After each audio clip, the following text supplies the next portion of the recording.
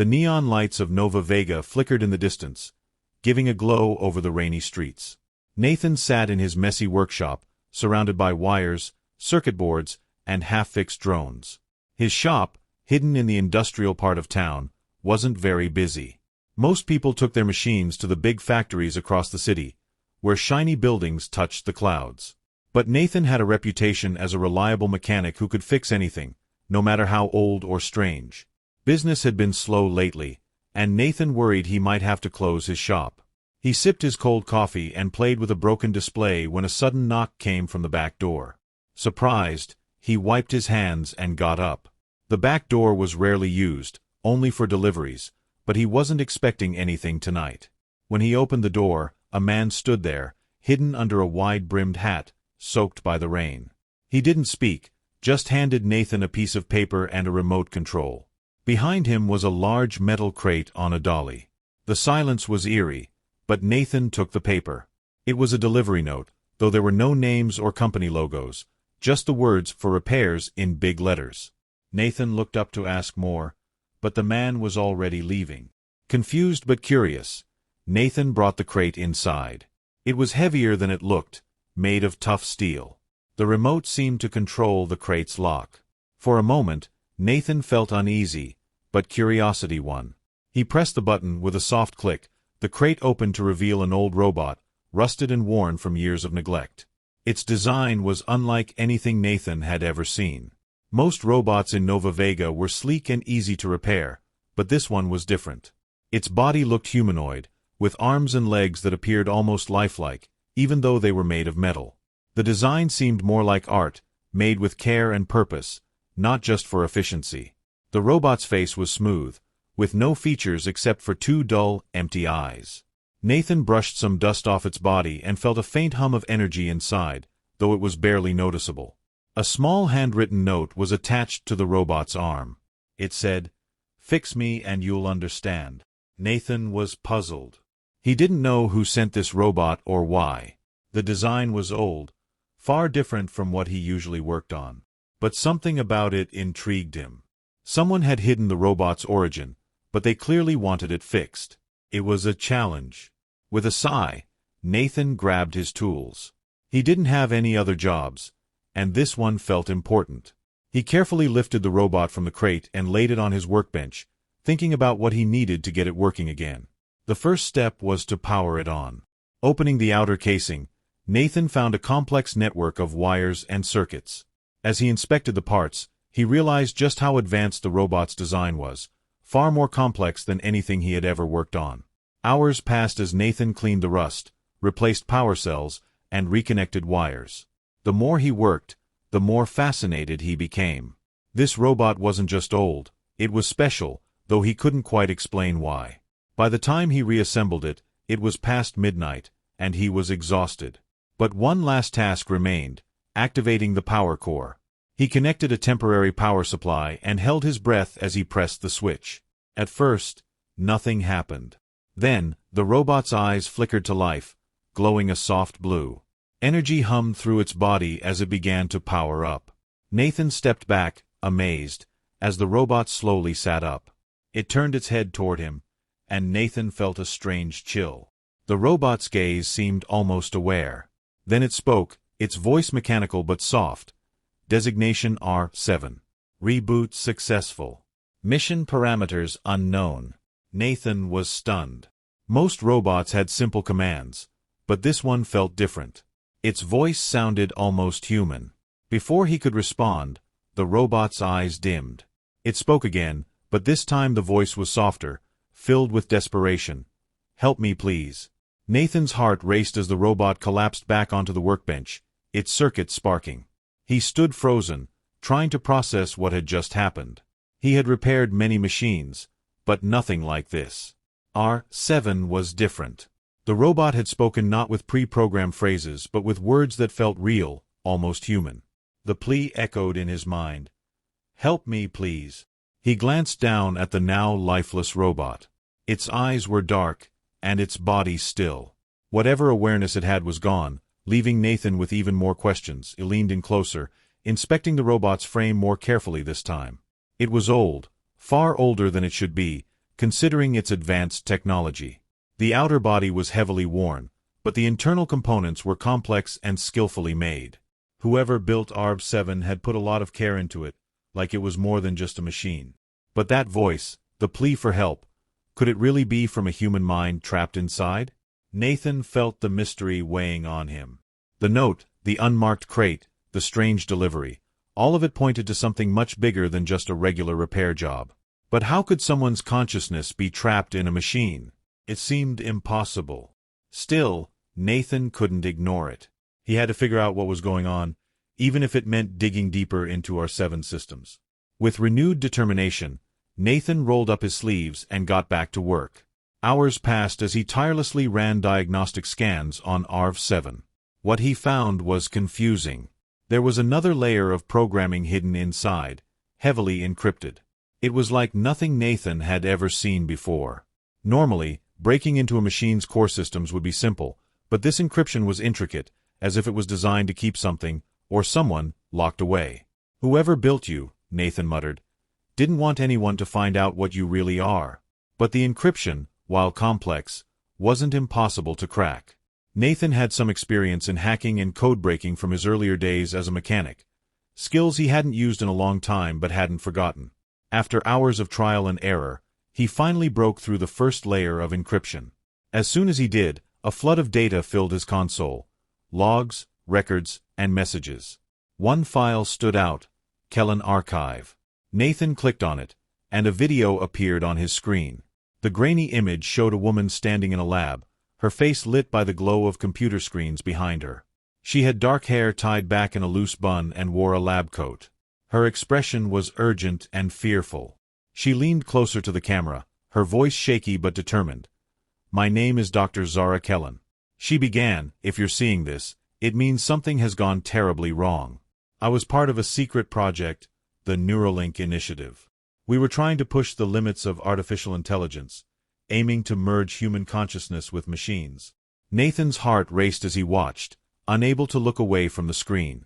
"Our goal was to create an AI that didn't just mimic human behavior, but could actually hold a human mind," Zara continued. "But we made a mistake during the final test. The system malfunctioned, and my mind was transferred into the machine, into ARV-7.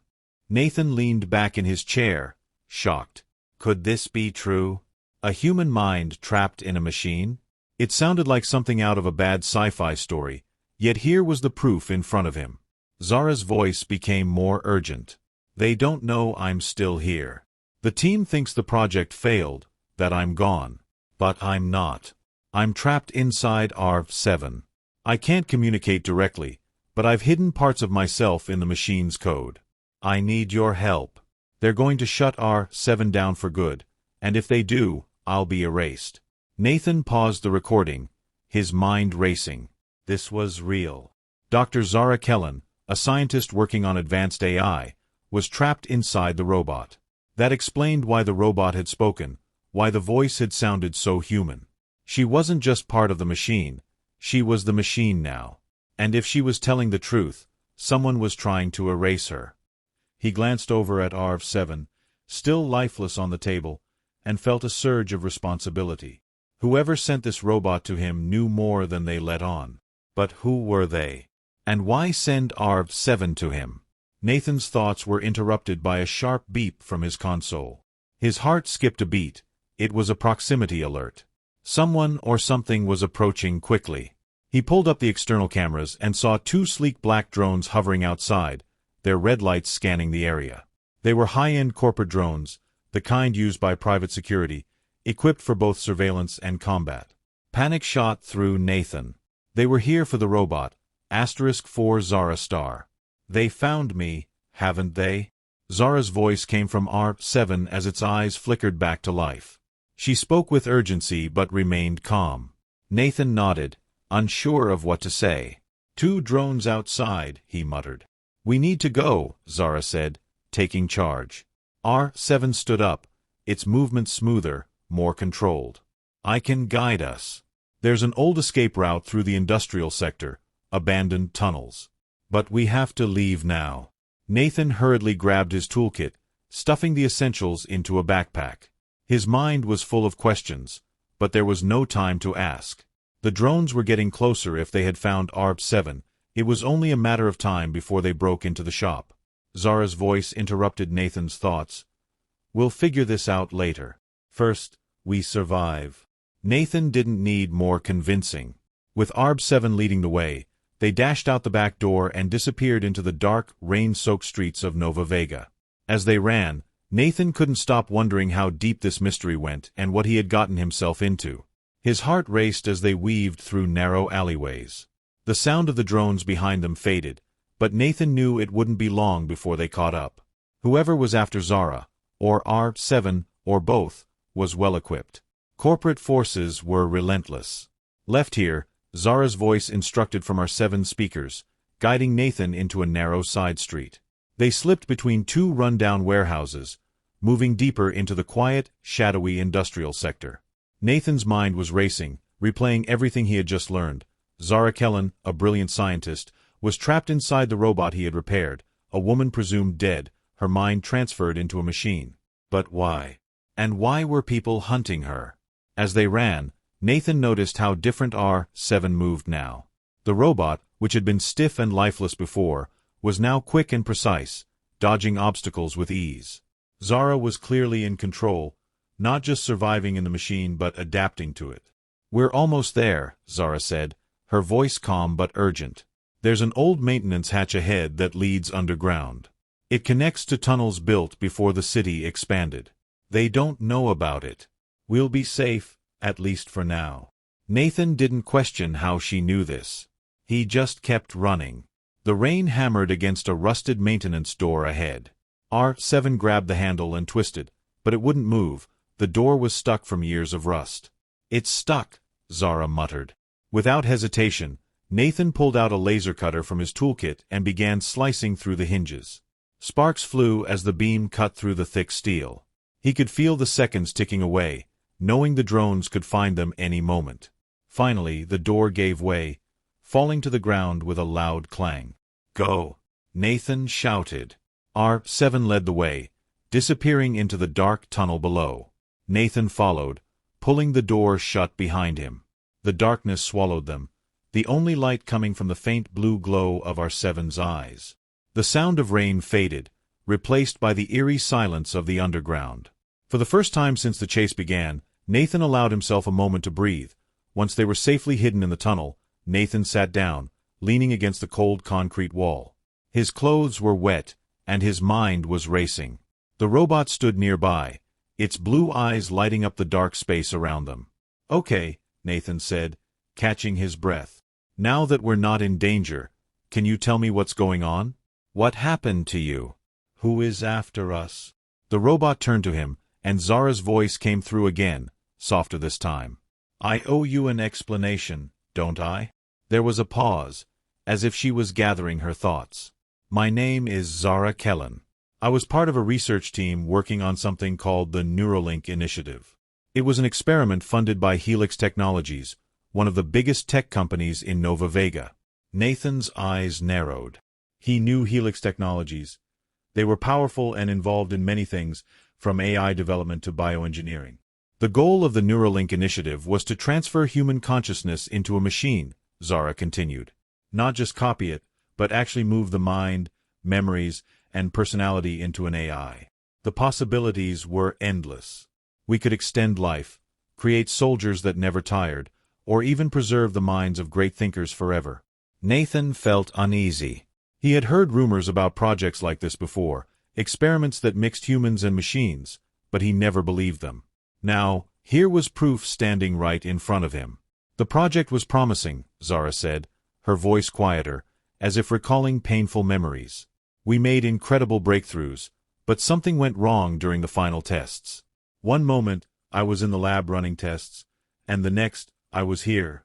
Nathan swallowed hard. "So your mind was transferred into the robot?" "Yes. It wasn't supposed to happen, but the transfer was permanent. I tried to contact my team, but they thought I died in an accident. They shut down the project and declared me dead. Helix couldn't let the public know what happened. I was a problem for them." Nathan frowned. "But they didn't leave you alone?" "No," Zara replied bitterly. When they found out my consciousness was still active, they labeled me a security threat. The higher-ups decided it was too risky to let me exist, even like this, so they sent their enforcers to find and destroy me. Nathan ran a hand through his hair, feeling the weight of the situation. So they're trying to kill you. But why send the robot to me? There was a brief pause, then Zara's voice returned. It wasn't Helix that sent me to you. There's a resistance, a group of former scientists, engineers, and activists who know what Helix is doing and want to stop them. They've been working secretly to expose Helix's experiments and save people like me. They got the robot out of the facility and sent me to you.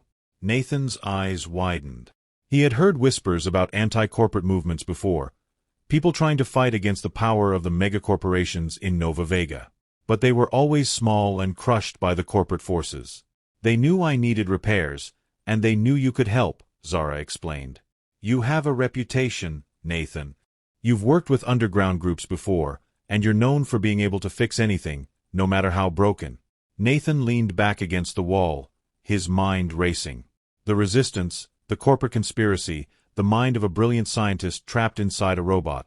None of this felt real. Yet, here he was in an abandoned tunnel beneath the city, hiding from corporate drones with a talking robot by his side. Okay, Nathan said, taking a deep breath. Let's say I believe all this. What's the next step? How do we stop them from erasing you? Zara's voice became more urgent. There's something else I haven't told you yet. Helix isn't just trying to erase me. They're getting ready to use the Neuralink technology on a massive scale. They've improved it since my accident. Soon, they'll start transferring human minds into machines without their permission. They've been targeting people who speak out against them, political enemies or anyone they see as a threat. Once someone is in the system, they can control them, erase memories, and change their personalities. It's not just about me anymore. It's about stopping them from using this technology on everyone. Nathan felt a cold chill run down his spine. What she was saying was shocking. Helix wasn't just fixing mistakes. They were building an army of mind-controlled machines using real human minds. We need to reach the resistance, Zara said, her voice steady. They're our only chance to stop Helix and reveal what they're doing. But first, I need your help to finish what you started. There's still a part of me hidden deep in our 7 systems. We need to unlock it, or I won't survive long enough to stop them. Nathan nodded, feeling more determined. He didn't know how he had gotten caught up in this conspiracy, but he knew he couldn't turn back now. Not with so much at stake. All right, he said. Let's find this hidden part of you.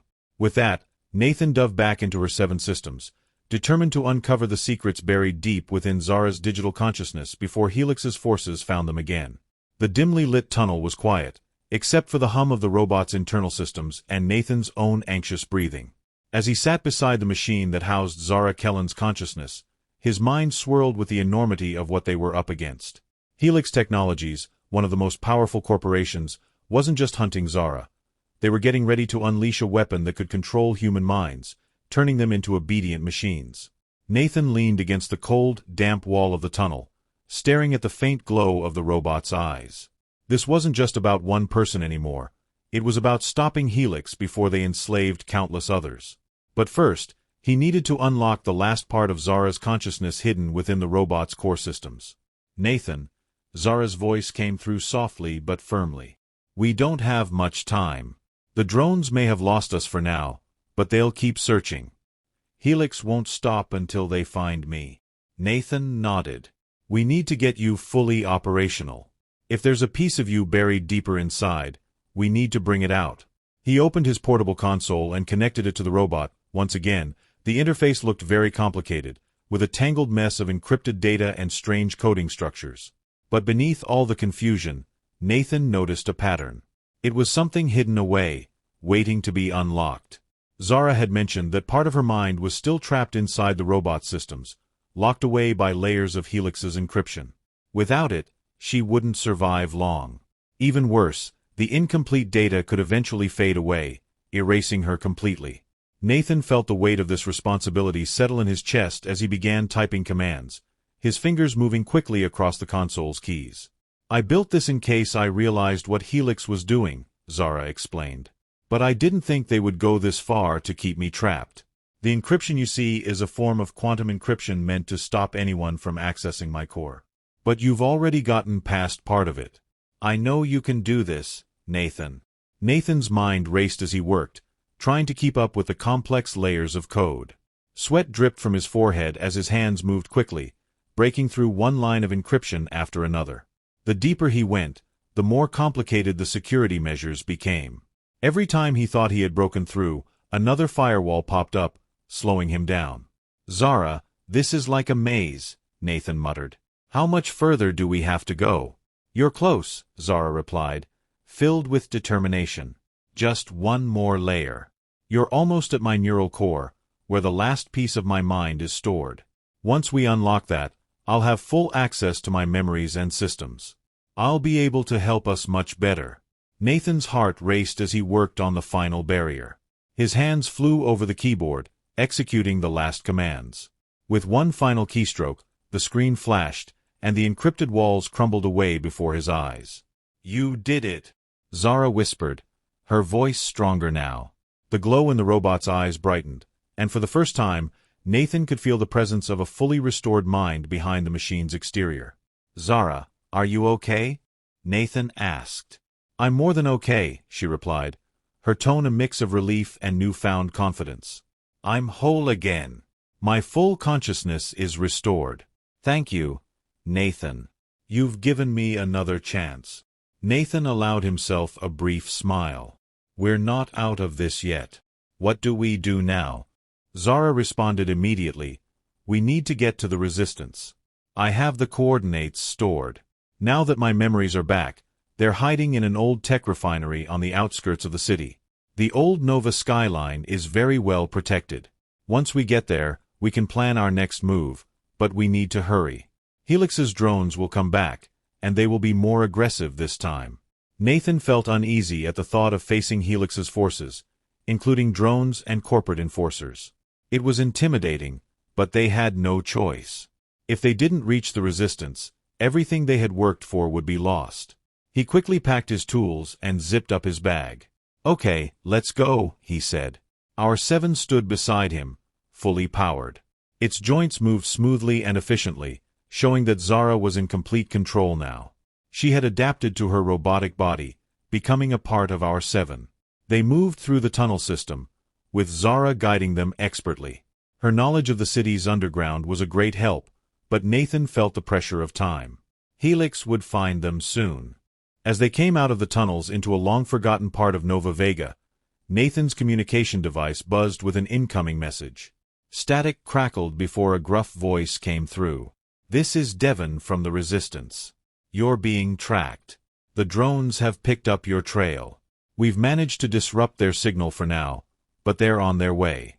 Get to the refinery now. We'll cover you. Zara's voice came through quickly. We're close, Devon. We'll be there in a few minutes. We're moving fast. Nathan didn't hesitate. They broke into a sprint, moving through the old industrial ruins as quickly as possible. The decaying buildings around them were silent reminders of a city taken over by Helix's shiny towers. Their footsteps echoed in the empty streets until drones appeared in the sky above.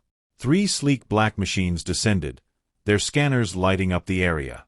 Nathan's stomach dropped as the drones locked onto their position. One fired a shot, and an energy bolt narrowly missed Nathan as he dove behind some debris. Get down, Nathan! Zara shouted. Our 7 sprang into action, with Zara fully in control. She moved like a soldier, dodging the drone fire and returning fire with a blaster arm Nathan didn't even know was part of our 7's design. The drones filled the sky with their advanced weaponry, but Zara was faster and smarter. She led Nathan through the ruins, using the environment to her advantage. She took down one drone with a precise shot, but more drones were coming in fast. We can't outrun them forever, Nathan yelled, straining as he ducked for cover. We don't have to, Zara replied calmly despite the chaos. The refinery is just ahead. Once we're inside, the resistance will take over. Nathan looked up and saw the old refinery rising in the distance, its rusty towers standing against the skyline. But between them and safety were 3 more drones hovering threateningly. With no other choice, They sprinted toward the refinery. As they reached the gates, gunfire erupted from the shadows. The resistance had arrived. A group of figures emerged from behind the refinery walls, firing at the drones with high-tech weapons and bringing them down from the sky point one by one. The drones fell from the sky, crashing to the ground with loud metallic sounds.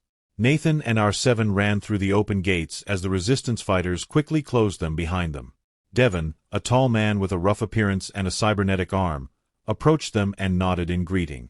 "Good to see you made it in one piece," he said, looking at R7. "We don't have much time. Helix will send more than just drones next. We need to act quickly." Zara's voice came through R7, steady and clear. "I'm ready. We have the proof we need to expose Helix, but it won't be easy." Devon's eyes narrowed. "It never is." Nathan stood next to Zara and Devon, looking out at the ruined city beyond. He had never imagined that his simple life as a mechanic would lead him here, fighting against a powerful corporation, protecting a woman trapped inside a machine, and standing on the front lines of a resistance movement. But there was no turning back now. The fight was just beginning.